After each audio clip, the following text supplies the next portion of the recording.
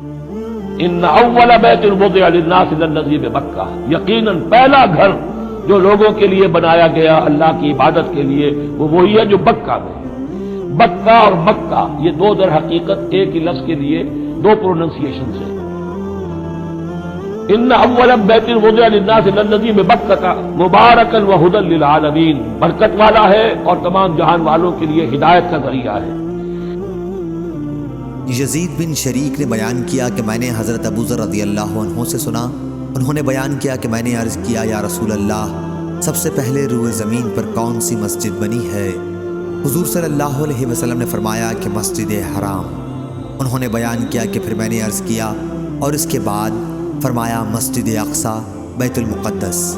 میں نے عرض کیا ان دونوں کی تعمیر کے درمیان میں کتنا فاصلہ رہا ہے؟ آپ نے فرمایا کہ 40 سال۔ پھر فرمایا اب جہاں بھی تجھ کو نماز کا وقت ہو جائے وہاں نماز پڑھ لے، بڑی فضیلت نماز پڑھنا ہے۔ صحیح بخاری حدیث نمبر 3366۔ یہاں سے قبلے کی تبدیلی اور اس سے پیدا ہونے والے مسائل کا تفصیلی بیان شروع ہو رہا ہے۔ واقعات کا پس منظر یہ ہے کہ مکہ مکرمہ میں حضرت صلی اللہ علیہ وسلم بیت اللہ کی طرف رخ کر کے نماز پڑھا کرتے تھے۔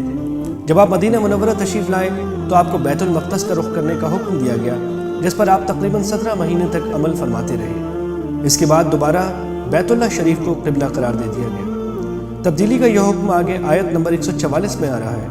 یہ آیت پیشن گوئی کر رہی ہے کہ یہودی اور عیسائی اس تبدیلی پر بڑے اعتراضات کریں گے، حالانکہ یہ حقیقت اللہ تعالیٰ پر ایمان رکھنے والے ہر شخص کے لیے کسی دلیل کی محتاج نہیں کہ قبلے کی کوئی خاص سمت مقرر کرنے کا مطلب یہ ہرگز نہیں کہ اللہ تعالیٰ قبلے کی سمت میں تشریف فرمائے۔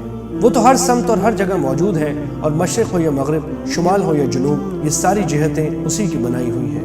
البتہ چونکہ مصلحت کا تقاضا یہ ہے کہ اللہ تعالیٰ کی عبادت کرتے وقت تمام مومنوں کے لیے کوئی ایک سمت مقرر کر دی جائے، اس لیے یہ سمت اللہ تعالیٰ ہی اپنی حکمت کے تحت مقرر فرماتا ہے۔ اس کا یہ مطلب نہیں ہوتا کہ وہ سمت بذات خود مقدس یا مقصود ہے۔ جو کچھ تقدس کسی قبلے یا اس کی سمت میں آتا ہے وہ اللہ تعالیٰ کے حکم کی وجہ سے آتا ہے، چنانچہ وہ اپنی حکمت کے مطابق جب چاہے جس سمت کو چاہے قبلہ قرار دے سکتا ہے۔ ایک مومن کا سیدھا راستہ یہ ہے کہ وہ اس حقیقت کو سمجھ کر اللہ تعالیٰ کے حکم کے آگے سر تسلیم خم کر دے۔ آیت کے آخر میں سیدھی راہ کا جو ذکر ہے، اس سے مراد اسی حقیقت کا ادراک ہے۔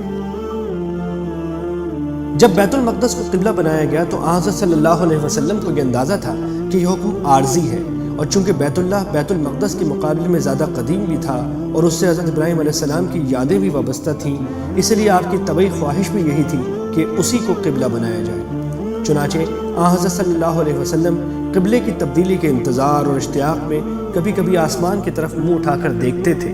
اس آیت میں آپ کی اسی کیفیت کو بیان کیا گیا ہے۔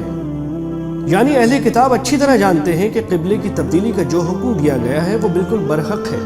اس کی ایک وجہ تو یہ ہے کہ وہ لوگ حضرت ابراہیم علیہ السلام کو مانتے تھے، اور یہ بات تاریخی طور پر ثابت تھی کہ انہوں نے اللہ تعالیٰ کے حکم سے مکے میں کعبہ تعمیر کیا تھا، بلکہ بعض مورخین نے خود تورات کے دلائل سے ثابت کیا ہے کہ حضرت ابراہیم علیہ السلام کی تمام اولاد بشمول حضرت اسحاق علیہ السلام کا قبلہ کعبہ ہی تھا۔